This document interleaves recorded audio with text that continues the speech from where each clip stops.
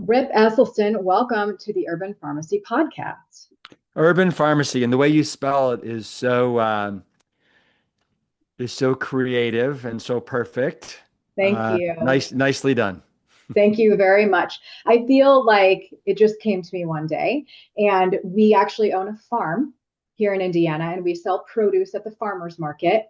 We eat plant-based, and herbs are healing. So I'm like, herbs, farm, this makes sense. So, yeah, the Yeah. urban pharmacy. It's great. And I am just so excited to have you here. I've been following you for so many years, Rip, and you have made a big impact in so many people's lives. And I want to talk about that today and what that's meant to you. And I want to hear some stories as well. But before we get into those questions, I want to know if you are willing to share your story of transformation. I know you've shared it so many times, but for people who don't know yet, Mm. where your journey started with health, wellness, plant based living, can you give us like a high level overview of that? Absolutely. And for me, it wasn't so much, it wasn't a transformation for me because it wasn't like I was sick and then I did this, or it wasn't like I was 350 pounds and then I did this. For me, it was, I was a young adult. I had just graduated from the University of Texas at Austin. I was 22 and a half years old, and my father was 2 years into his groundbreaking research at the Cleveland Clinic, Mhm. as probably many of your listeners know, where he was just beginning to show that we as human beings can not only prevent, but in many cases reverse coronary artery disease just by changing what we put into our mouths. And I've always been a huge admirer and fan of my father and his work ethic. And so even before he started this research, when he told us what he was going to try and do, I was just like, yeah, go get him, man. Show the world that you can do this. And sure enough, he got these basically the Walking Dead from the Cleveland Clinic's garbage pile of cardiology patients, Mhm, mhm. and basically they were like phoenixes rising from the dead, these 22, and I just got to hear all the stories and the success. And I was in. So, and this is back in 1984. So I was two Yeah. years into my collegiate career. It was before I was Uh, born. wow, how You about guys were that? doing, I was 1 year before I was born. You Yeah. were really, I mean, this is Well, just like, well, it you know, just goes to show you how long sometimes it takes for this boulder that you're pushing up the hill for it to get to the yes. top, Yeah. right? And then for the momentum to swing the other way. Um, so when I graduated, I was completely sold that this was the healthiest way to eat. And Mhm. my grandfather, my father's father, had his first heart attack at the age of 42. My father grew up on a black Angus and a dairy farm in upper state New York. And so, they were exposed to copious amounts of meat and butter and dairy products, not good. And my grandfather passed away at the age of 72 from a combination, of prostate cancer, type 2 diabetes, and atherosclerosis, Wow. right? So that's all I needed to basically. And then when my father was able to show definitively proof of concept that we can actually metabolize away these the cholesterol deposits, the fatty lesions. We can't metabolize away the calcification. That's like a rock now that's in there that we can't get away. But we can kind of regenerate the endothelial lining and allow that to pump out nitric oxide, which allows our vessels to be more youthful and dilatable and elasticized. And all that means greater blood flow to all of our working tissues, whether it's to our legs, whether it's to our hearts, our brains, Yeah. our private parts as men and women, Yep. that are all very, very vital. So, yeah, so I started at the age of 22 and a half, 23, and I have not looked back. Yep. And, plant strong. Plan strong. And that's your brand. And we're gonna for sure talk about that. Which by the way, we tried the oat and walnut milk just a few days ago for the first time. Really, really good. Really Yeah, delicious. yeah. Very good. Uh, Everybody needs to know about the plant yeah. strong And products. Yeah. yeah. And later on, we can talk about why that is so differentiated and Yeah. why it's so special and unique. Yeah, So you were also a triathlete. I When did was. that start? Was that before your firefighter career, in the middle of it, or what? Yeah, yeah. So the the so I was in college at the University of Texas at Austin, where I got my degree in speech communications. I also swam there Okay. on a swimming scholarship, and then I immediately went into triathlons for a decade, full-time professional triathlete. And then after that, I became a firefighter. So the triathlon career was bookended by me being a college student and me being a firefighter. Got it. Okay. That's so fascinating. Yeah, yeah. And the triathlons, because I was just getting started eating this way, I really, so I graduated in December of 1986. And Mhm. from 1987 until now, I've been eating this way. But, as I said, really because of my grandfather and all of his health issues, that was a big impetus for me to eat this way. Yeah. But the other was, I was embarking on this new career as a professional triathlete. And it just so happens that the number one triathlete on the planet at that time was this badass named Dave Scott out Okay. of Davis, California.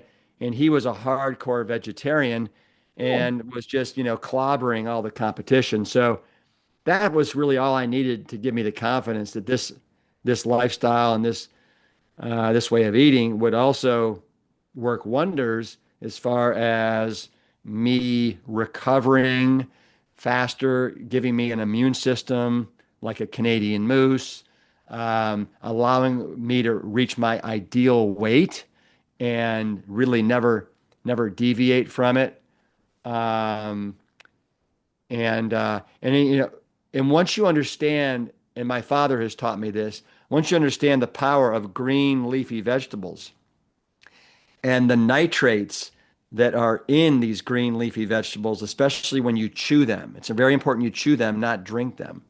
But when you chew them several times a day, those nitrates downstream turn into nitrites, which then join your nitric oxide pool to allow your endothelial cells, which are the innermost lining of our 65,000 miles of vessels in our bodies, to pump out this magic gas, nitric oxide, that again, as I said earlier, allows our vessels to dilate, pump more blood flow. So as an athlete, you're trying to get as much blood flow as you can to all your working muscles and Mhm. then also to recover. And so this is the most anti-inflammatory, um, dilatable way Mhm. to eat that exists. And so Performance enhancing. performance enhancing, exactly. It's like performance enhancing diet, right? PAD, Yeah. not drugs, but diet. Yeah. And exactly, Stacy. And so I did it hardcore for 10 years as I was a world-class triathlete. And then I took all that passion and everything I had for triathlons and I applied it to firefighting for the next 12 years. And what was your main, what was your main calorie source? Were you focusing a lot on, I didn't plan to ask you this, but were you focusing, I want to know what you were eating when you were doing triathlons. Were you focusing a lot on carbohydrates, like beans and grains? Were you focusing on like high fruit? Did you even ever think about protein? Were you just getting as many calories as you could in via higher fat sources? What did it look like for you? Mhm. Great question. So I never even thought about my macronutrient profile Yeah. um, back then. I just knew that if I was consuming enough calories to keep my literally, I mean, Yeah. Yeah. keep in mind, Stacy, and your audience, that I was training anywhere between 3 to 7 hours a day, Crazy. right? So that's a lot of You were having a of lot of that's a lot of energy. there's a lot of that's a big energy expenditure. Yeah. And so it almost was like eating became a another workout at some point. Yeah. But Yeah. it was a humongous bowl of, and it's this concoction that I created a long time ago, basically of it was Bob's Red Mill extra thick oats. Mhm. It was Ezekiel 4-9 kind of grape nuts nuggets. It was a cereal called Uncle Sam's toasted wheat flakes, and Yep. then bite-sized shredded wheat. So it was all very, very clean. And I would buy boxes of all those and then put them into a big, kind of huge container. And then that would last me for usually 2 weeks before I had to refill it. And that would be the foundation of my cereal. And to that, I would always add 3 to 4 to 5 different types of fruit, ground flaxseed meal, chia seeds. Back then, I would drown it in, believe it or not, apple juice or Yep. apple cider. And Yep. now I don't do that. I do it with milk. Um, and so that would be my breakfast, and it was easily 1,500 calories, just that Yeah. bowl. Yeah. And then it was a lot of potatoes, it was a lot of beans, it was a lot of different types of whole grains, whether it was farro, brown rice, barley. I mean, I can't tell you how much I have eaten rice and beans Yeah. with different veggie garnishes on top, tomatoes, onions, bell peppers, jalapenos, salsa, avocado, right? I to this day, I will never get sick of that. Yeah. I always love doing sweet potato bowls where it's a sweet potato with, again, some sort of a lentil or some sort of a legume, a bean on top, and then mango, bell pepper, a little bit of low sodium tamari, huge casseroles, whether it was a shepherd's pie, mashed potatoes, lentils, onions, mushrooms, all those things, sweet potato lasagnas. I usually made um, a huge batch of sweet potato lasagna, usually two or three, maybe every month, and I Yeah. would eat that for several meals, and it froze well, and but so yeah, so you do the batch cooking, you cook huge casseroles that you can have in the fridge, or you put leftovers in the freezer. I also, Stacy, I think it's important for your audience to know that I also was probably eating 10 to 15 pieces of fruit a day. So I Yeah. snacked a lot on fruit. I wasn't drinking. I wasn't doing the protein powders or the shakes or any of that. I mean, occasionally I'd have a smoothie, but for the most part, I was chewing my food and Mhm. getting it all from whole, as whole as possible, whole plant-based good goodness. Yeah. So Yeah. fascinating. When I found the plant-based eating style like 17 years ago, Brendan Brazier was, have you ever heard of him? He's a triathlete. He was a Oh yeah, rower. I know, Brendan. Yeah, Probably know him. And he had like yeah, I bought his book, and I think that was like one of my first books other than the Kind Diet that Alicia Silverstone wrote, yeah, which was like catapulted me into this lifestyle. And I was just totally fascinated by this dude that was just eating all these plants, and it was all raw too, and he was a triathlete, and I'm like, what is this life like? I have been brainwashed to think that so many of the wrong things, but clearly people can thrive on plants, and that was like a huge thing. So that's why I had to dive a little bit deeper with your story in that, because I just got back yeah. from the vegan wellness retreat in Michigan, which, by the way, hopefully you come to next year.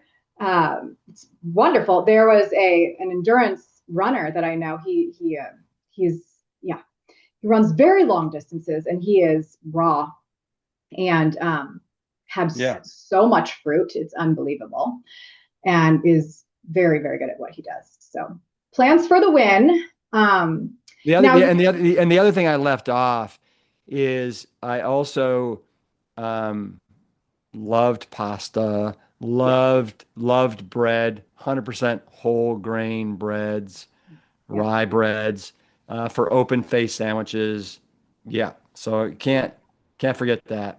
And then I always loved a really good peanut butter and jelly sandwich. They're so good. You can't beat bread with peanut butter. It's really quite a combination. Okay, so then you became a firefighter and you started helping people with their lifestyle. How did that start? I can't remember exactly how it started. Did you just see somebody that was like one of in somebody in your, not a troop, but in My your crew. crew, Yeah, and he was having health issues and you wanted to help him out? Is that kind of how it started? that's that's that's pretty darn close. So I've been working with some of these firefighters for 6 years, and we all decided that we all worked together at Fire Station One, which was Yeah, considered the animal house of the Austin Fire Department. There was there was an engine there. There were two trucks, two ladder trucks, and there was also an EMS unit. So at any one point in time, Stacy, there were 18 guys yeah, at the station, sleeping in the station, eating in the station, going out on calls. It was an animal house, and the tone would always go off, and it wasn't necessarily always for you, but it got you up, right? And when that yeah, tone goes off and the lights go on and your heart rate goes up, then it's jarring and it's hard to get back to sleep. So we decided, me, a guy named Josh, and a guy named JR, that we were going to go to Fire Station 2. It was a single horse station with just one engine. It was right next to the University of Texas campus, and we figured that we wouldn't be up as much, and it would be a nice transition after being at this crazy madhouse for almost 5, 6 years, right? So we went over there, and it was there that we were sitting out on the porch one night, and we had this kind of little bet to see who had the lowest cholesterol level.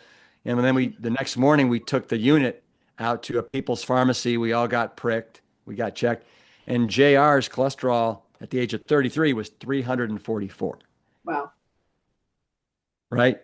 And Josh's and mine were, in the hundreds.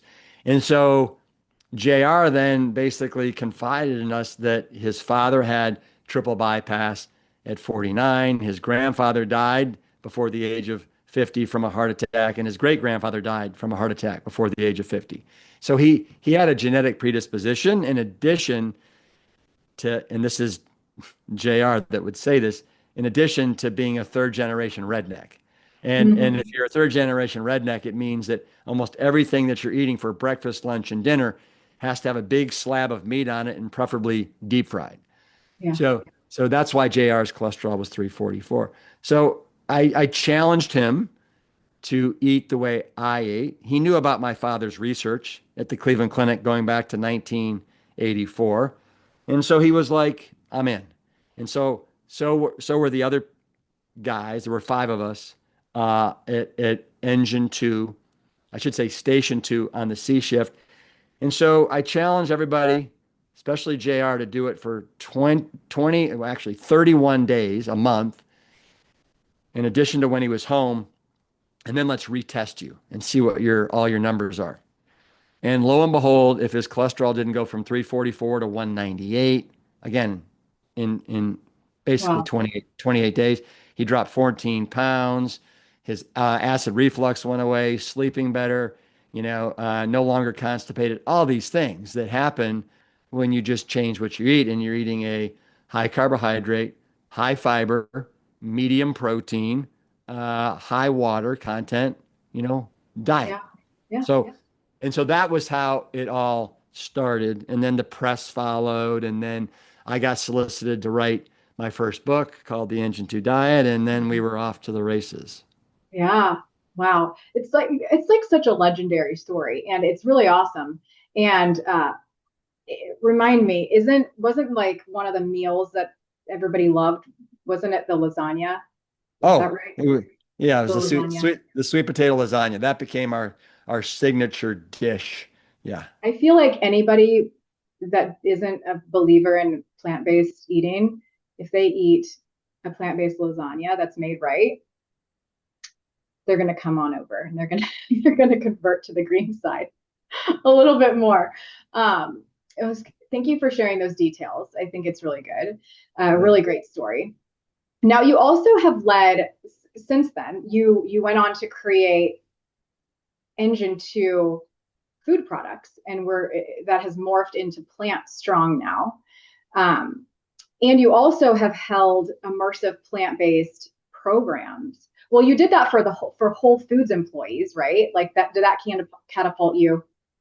That story of essentially the firefighter story catapult you into working with Whole Foods thereafter? Yeah. Yeah. So happy to let you and your listeners know kind of how all that happened. So my first book, The Engine 2 Diet, came out in February of 2009, and I was in my 12th year of being a firefighter. And it caught the attention of John Mackey, who was the CEO of Whole Food Market Stores. And John got in touch with me. He's, the Whole Food World headquarters are in Austin, Texas, which is where I lived. And so he reached out to me saying, "Hey, I'd love to visit and get to know you." So we struck up a friendship. And a couple months later, he challenged me and he said, "Rip, if you really want to take helping people and saving lives to the next level, come work with Whole Foods. Be one of our healthy eating ambassadors. And I just want you to go around to our 500 stores and talk to customers, talk to team members. I also want you to do two immersive retreats a year where you take our sickest team members and you kind of put them through your program and we'll do biometric testing before and after in just 7 days to show what can happen with Wow. the amazing human body when you're actually doing everything correctly." And then he also challenged me to let's do a food line that encompasses all your tenants and we'll call it Engine 2 Plant Strong. So I'm like, well, twist my rubber arm. So I just saw this as Stacy, I really saw this as like a once in a lifetime opportunity Yeah. to take something that I was very passionate about and turn it into something where I could really at a scale that I would never have dreamt of help people and save lives using Whole Foods bully pulpit Yeah. and that whole kind of infrastructure. And so that's exactly what I did. So I retired in September of 2009. Starting in October of 2009, I started working with Whole Foods, and I did that for 10 years. So for 10 years, I threw immersive programs for their unhealthiest team members. I worked on a food line that at one point had almost 50 different products across 14 different categories. And I beat the streets talking to people at Whole Foods. I mean, I was probably gone 100 to 110 days a year. Wow. Yeah. Yeah. How do you started a family by then? Yes, and that was yes. I got married in 2006. I had our first son in 2007 and a daughter in Wow. 2009. So it was to this day I cannot say enough amazing things about my wife and but to her credit, she also knew that I was on a mission Yeah. and I was on a path and that I was doing a lot of good in the world. And also it gave me the ability to also give our family a very nice life as well. Yes. Yeah, that's amazing.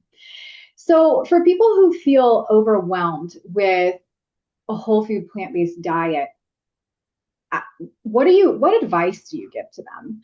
Um, are there any particular places that you think they should start? In all of your experience, what have you seen help the people the most stay in this lifestyle? Those are kind of two different questions, but Yeah. I Yeah. think they go together.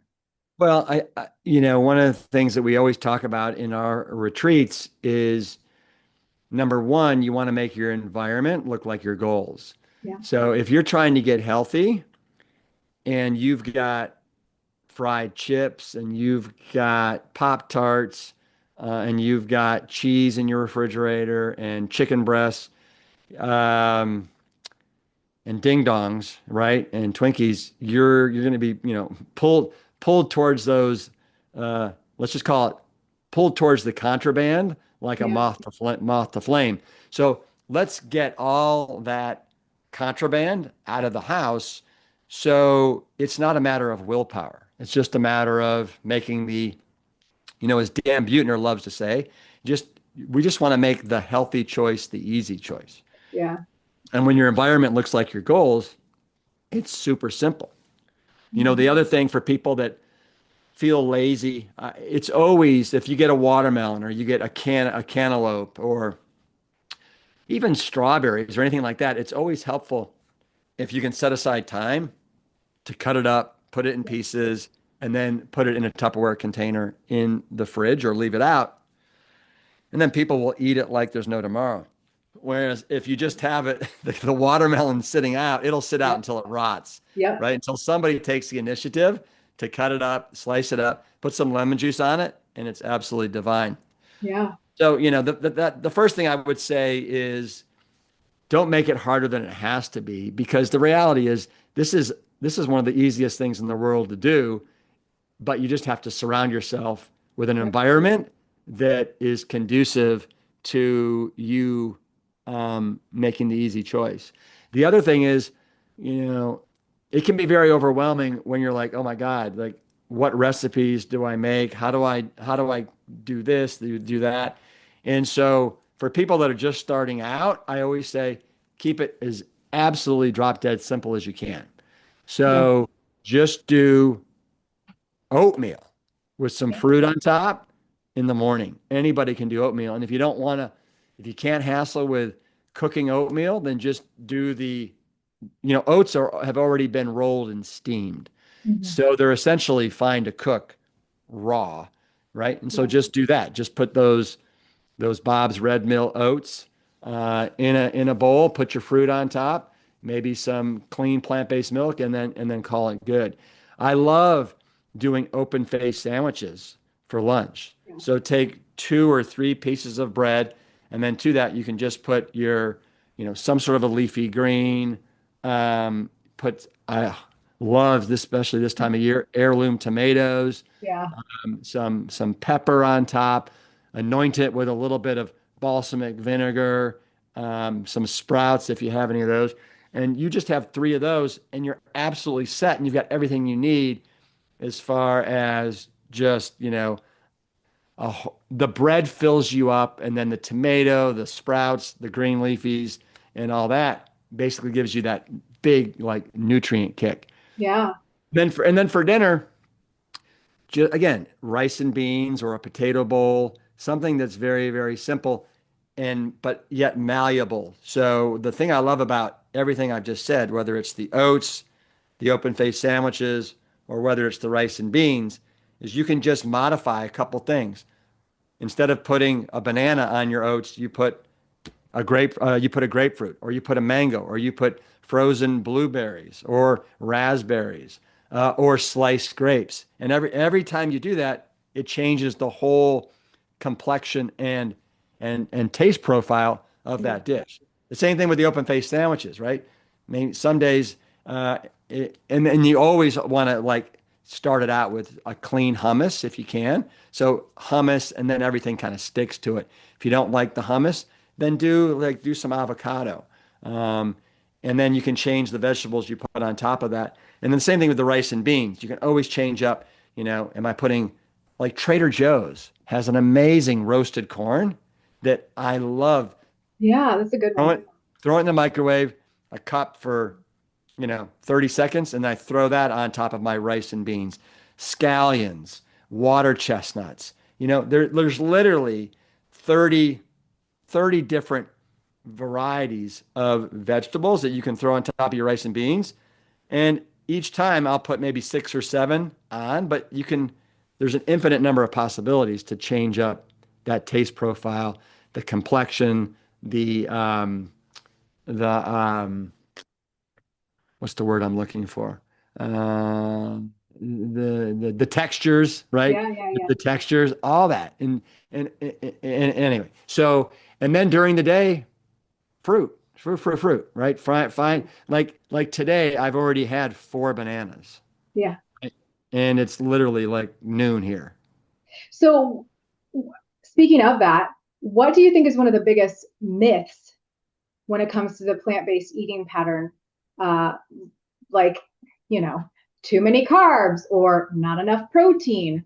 What have you heard the most of? And can you maybe debunk some of the things that you've heard? Yeah, well, you just said two. I mean, one of them is that you can't get enough protein, which is that's much ado about nothing right there. I Yeah. mean, I think, for you and all your listeners, I think you're pretty savvy and you know this, but you know, the medical term for protein deficiency is kwashiorkor, and we don't have people in this country that are being hospitalized for kwashiorkor because the truth of the matter is, as long as you're eating enough calories, you're getting enough protein because there's protein in absolutely everything we eat, from fruit, which on average is 7% protein. Your average bean is 25% protein. Your average green leafy vegetable is 35% protein.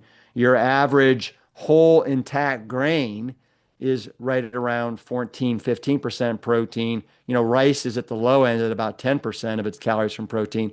And at the high end, you've got like quinoa that's Yeah. sitting at about 18% of its calories from protein. Um, so it's just virtually impossible to not get enough protein. Now, there are a couple anomalies Nuances. here. So one is if, let's say you're getting up in age, you're in your 70s or 80s, you're not Yep. very active anymore, and you don't have much of an appetite. So, there's something to be said for, if you're only eating 1,000 calories a day, that yes, then maybe you want to be consuming foods that are higher in protein, the tofus, the tempehs, the seitans, things of that nature. But rolled oats, that I eat like a horse are 18% protein. Yeah. And here's the thing, and Dr. Greger in his latest book, How Not to Age, has talked about, we as a culture, we are obsessed with protein. Oh, I would say most of us are protein toxic, and we're Mhm. getting most of our protein from a very unhealthy source of protein, namely animal protein, which has a this is a medical term, has a janky has a janky form of protein that's just it's too high in the sulfuric containing amino acids that actually promote inflammation in our bodies. Whereas conversely, you look at plant-based proteins, like Mother Nature knew exactly what she was doing because plant-based proteins have this perfect combination and proportion of the isoleucine, the leucine, the lysine, the methionine, the phenylalanine, the tryptophan, the valine, and the histidine, where there's every one of those is there, and some of them are lower than others, and that's a good thing, Yeah. right? Because that's exactly the ones that we don't want to be high because like the methionine, when it's high, it actually produces too much. There's an effect where your homocysteine levels go up, and that kind of creates havoc in our bodies and inflammation. And so Yeah, people are and like, oh my I've even God, heard, what? I'm gonna, methionine restriction has also been shown in cancer, some cancer treatments. Did you know that? I'm sure Uh, you. no, no, no, I didn't know that, but it makes complete sense, Yeah, right? But I say that because everybody's worried about, oh my God, well, the leucine and the lysine in plant-based is not at the same level as animal products, and so you can't build muscle as much. And it's like, as long as you're eating enough, and I would just say, how many of us, like, what is our number one goal to be like optimally healthy, or is it to look like Arnold Schwarzenegger, right? And I think right. it's to be optimally healthy. And uh, but going back to Michael Greger, he basically was talking about how a lower protein diet is much more ideal for a longer lifespan and longevity and overall being healthy. So that is a whole mindset that we have got to obliterate and try and teach Americans that yeah, protein, it's essential. We all need it. It's vitally important. But you know, just like water, you can have too much of it, and it's not a good thing. Right. So what about too many carbs? What do you tell people with that? Go for it. Yeah. I say there's almost no such thing as too many carbohydrates. I would, but there's an asterisk there, meaning that the carbohydrates that you're consuming, though, have to be coming from whole food, plant-based sources. So we want ideally like complex carbohydrates that are coming from whole intact grains. They're coming from legumes, beans, you know, they're coming from potatoes. They're coming from eggplant. All these things. Um, Now, fruit is more of a simple carbohydrate, but fruit because it's a you got so many wonderful phytonutrients and vitamins and water, and most importantly, fiber in your fruit. Fruit is wonderful form of carbohydrates. So. Um, as long as your carbohydrates aren't coming from white rice and white bread and white sugar and soda pops and and bagels, which we now know that 73% of America's caloric content comes from ultra processed junk food. Yeah. So there. No, we don't want to be heading in that kind of carbohydrate direction. It's got to be in the whole ingredient healthy carbohydrates that we're talking about here. And then what happens is when you're eating these high carbohydrate foods, again, you just look at Mother Nature and what she's created, and all these foods have the perfect combination of carbohydrates, of protein, and of fats.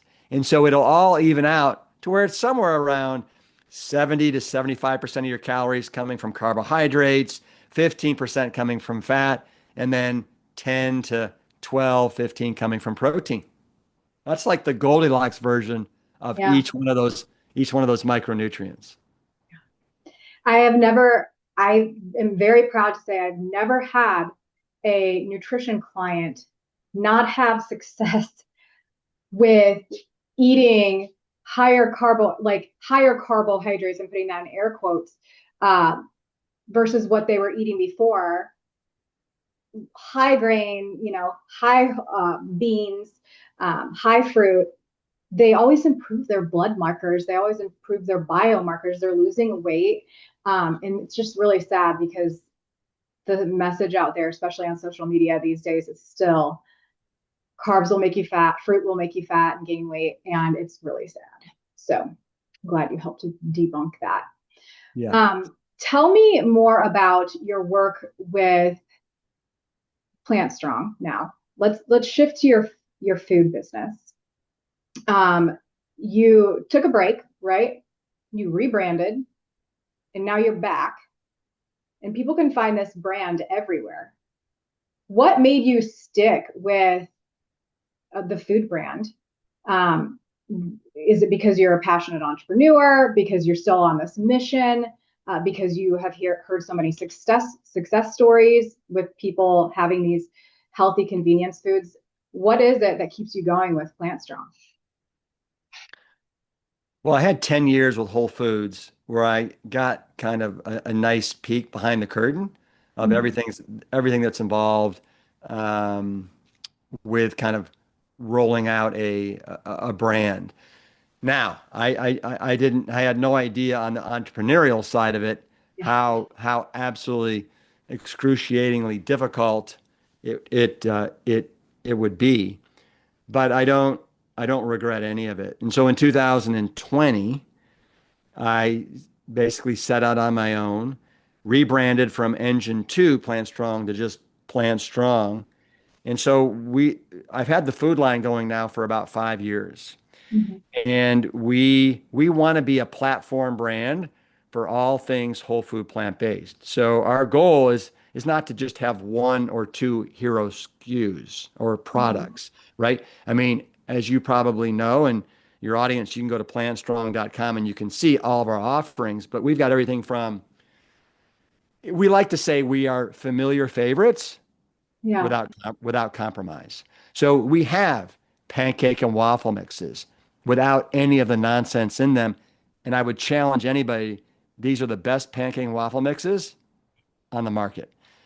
We have the Rips Big Bowl cereal in 3 different versions. We have absolutely insane granolas that are made in small batches that don't have any added oils or any refined sugars. We use whole pulverized dates Yeah. in our 4 different varieties of granola.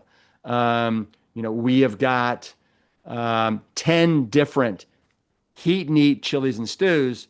And part of our everything we create is that it's also got to be convenient. It's got to be Yeah. super easy for the customer. And so you just basically take these. I've got one right here actually. So you take these come in what's called a retort tetra pack, and you just take the sides, lift it up, and then you tear it. There's a perforated line here. You tear it. You don't need scissors. You don't need a knife. You pour it into your microwave safe bowl or put it into your saucepan on the stovetop, and you've got a meal literally in a minute and a half, and you can put it over green leafies or over whole grains or a potato or whatever if you want to, even amp it up even more.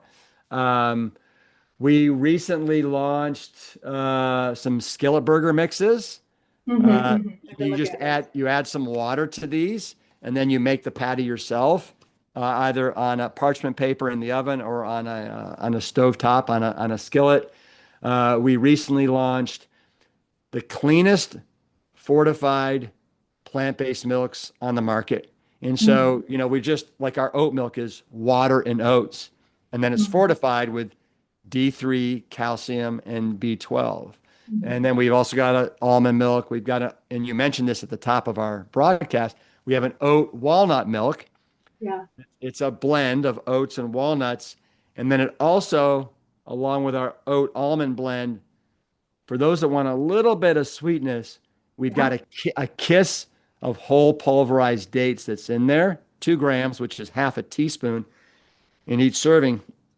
And it's almost like a really clean chocolate milk. I mean, it's like so good. Yeah. it's totally sweet to us because we sweeten everything with dates. So like our 8-year-old son is super used to that. And he had it. He's like, this tastes like a milkshake. Like it was Yeah. super delicious to him. And I think that it's important also that fortification for plant-based eaters, especially people who aren't like familiar with the nuance of eating plant-based and the importance of that calcium, that D3 and the B12. I like the convenience of that. So I think that that was a smart touch in the plant-based. Yeah, no, I appreciate that. And so, I mean, it was very intentional. You know that everybody should be supplementing with B12. Yeah. It's very, very important, whether you're an omnivore or, vegetarian, vegan, whatever. And then, we've got almost 60% of the population that is deficient in vitamin D. Mm-hmm. So that is something that we also wanted to put in there. And then the omega 3s, most Americans are not getting their omega-3s Yeah. from their food. And so they really should be supplementing. And then a lot of us have an enzyme that kind of converts the omega-3 into the DHA and the EPA. And depending upon kind of your genetic profile and how you process these enzymes, um, some people aren't good at it. So we thought the omega-3s would be a nice addition as well. So those are the only three that we fortify with. Another product we have, Stacy, is we have these pizza crust kits, Yeah, and I was looking at they're those too. Those are super yeah convenient and they're awesome. 100% whole grain. Five come in a kit, and along with five individual sauce packs. Yep. So you've got your crust and your sauce, and then It's you like the custom. Boboli back in the day. Exactly, exactly. It really brings back the 80s vibes. Yeah, Maybe 90s, yeah, but that was one of my favorite parts of childhood. Those little packets of sauce with crust. yeah, So yeah. this is awesome that you have that. And we got our cornbread and muffin mixes. We've got a peanut curry dry mix that you add a little bit of water, and it's the best sauce for a stir fry on stir fry night. So those are some, and we're constantly rolling out with new products. I mean, we really want plantstrong.com to be your store where you can go and get all the things you need for breakfast, lunch, and dinner during the week. Um, Especially on those nights or those days when you just don't feel like cooking from scratch and you want to get a good head start on it.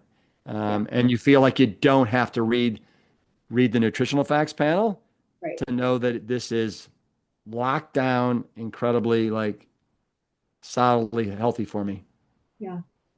Where do you see the plant-based movement heading in the next 5 to 10 years? I mean, you've been living this lifestyle for so long. Your mom, your sister, your dad, and there's been ups and downs, I feel, with the plant-based movement. Oh, If we're being transparent.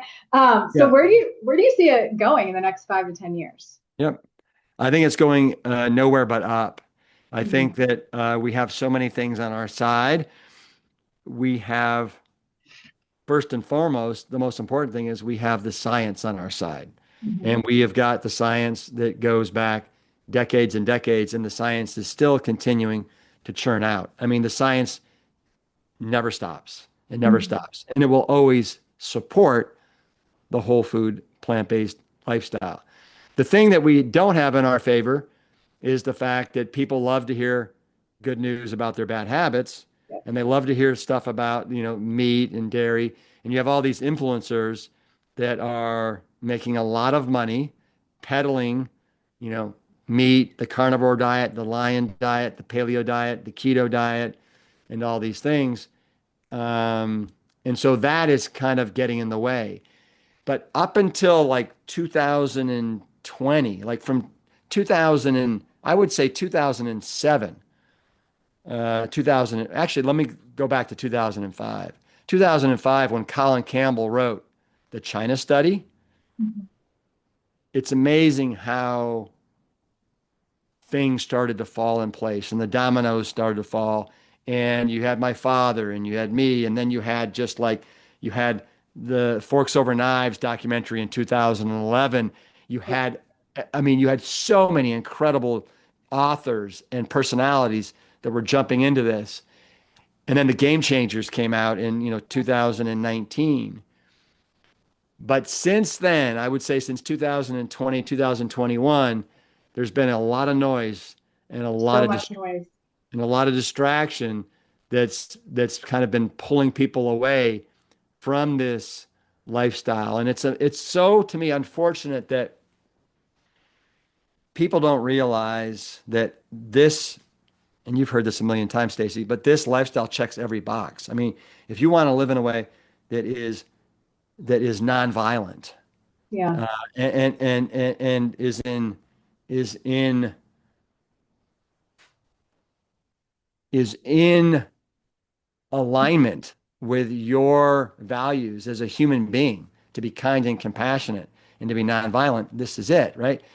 Again, we know what's going on right now in the world with climate change and the fires and the droughts and the dying of coral reefs everywhere, and everything. I mean, this is the most environmentally way to eat. We 80 billion animals are being slaughtered and killed for animal protein every year and dairy. I mean, it's just absolutely criminal. And then, of course, we have the science that shows that this is the healthiest way to eat for us if we want to basically not go down the path of major cancer, heart disease, diabetes, Alzheimer's, autoimmune diseases, and the list goes on. So, um, I think the next 5 to 10 years are going to be very, very telling. And I think that the pendulum will swing back again, Yeah. um, as it should and as it needs to. Have you heard? This is very, very interesting. Have you heard of this syndrome called alpha gal syndrome? Yes. I actually have a client that has it. Yeah. So for your listeners that don't know what we're talking about here, there's a tick, and it's called the Lone Star tick. Yeah. And when you get bitten by it, you develop something called alpha gal syndrome. It makes you basically allergic to all meat and dairy products. And there was just an article that came out on in the New York Times, and it talked about how almost 50% of the island of Martha's Vineyard is now vegan. And it's because this Lone Star tick is so populated in Martha's Vineyard that the whole island Oh is my having God. to basically redefine what they talk about, what they serve at restaurants, cafes, grocery stores. And this reporter went into the grocery store, and in the grocery store line of like the 10 people that were in line, 6 of the 10 had alpha gal syndrome. Wow. They had been vegan for anywhere from 1 year to 4 years. And every one of them was like, this is the best thing that could have happened to me. And even Wow. if I could be cured, I wouldn't go back to eating the meat and the dairy products. And then one person in line was like, my God, I don't have it. And I wish I did because I feel like I'm missing out. Yeah. Um, Wow.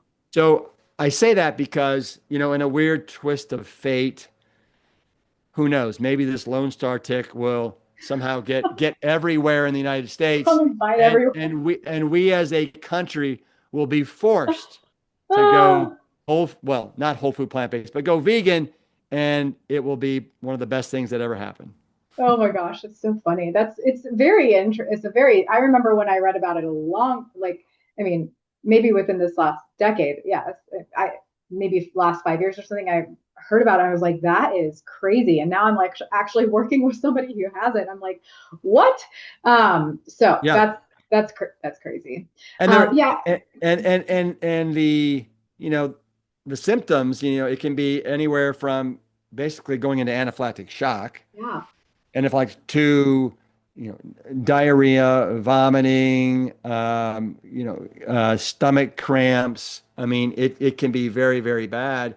And in some people, it's so bad that if they're even near a grill that is grilling meat, Wow. the polycyclic aromatic, Like hydrocarbons. um, yeah, Hydrocarbons. hydrocarbons basically mess them up. That's so fascinating.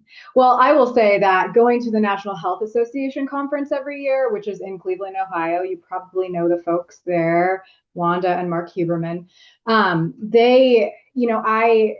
I have been going every year, and like I'm one of the younger ones that's there, and I'm like, okay, we've got to bring the young people in, and there's a lot of people, that have worked with your dad and stuff, um, and but I do feel that the younger generation is catching on, and it's really just it's gonna be a big.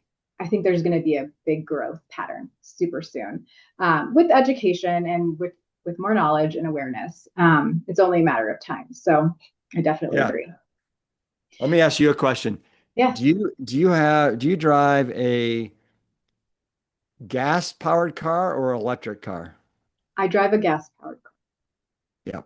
Do you So I drive? say I Do you say drive that an electric? because I think a really good analogy to what's going on right now with, kind of a meat centric diet versus a plant-based diet is electric basically versus a combustion engine. And I have been driving an electric car now for about 2 years, Mhm. and I will never go back, and I can't Mhm. go back, and I can't even tell you everything about driving an electric car is is so much better than driving a gas-powered car. And until you've driven an electric car, you will never understand what I'm talking Yeah. about. Yeah. But you no longer having to go to a gas station and fill up. Um, being able to go from 0 to 60 in less than 5 seconds is That's a in- very man thing for you to say. yes. But anybody that wants to get around a car, if you're getting on a freeway, on the ramp or whatever, it is amazing. And the technology that's around these electric cars with the screens and how silent it is and Yeah. all these things and how environmentally friendly it is. And you just, you charge it up in your home and it's like, $80 to $100 a month. It's crazy. But I say that because imagine if everything was reversed and we had the electric cars and then somebody's like, you know what? Let's introduce these gas powered Mhm. cars that you have to have oil and you have to have gas and you have to change the oil, every 3 months or 3,000 miles.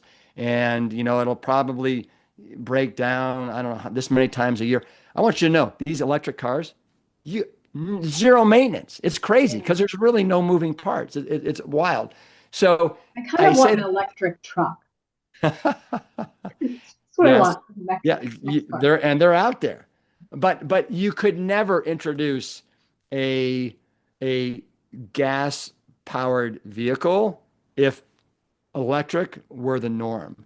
And so I Mhm. feel like this is the same thing. We're trying to say move over because there's a better, more effective, efficient, healthier form of eating, but Mhm. people are just so habitual and they Yeah. just can't get out of their own way. It's just Yeah.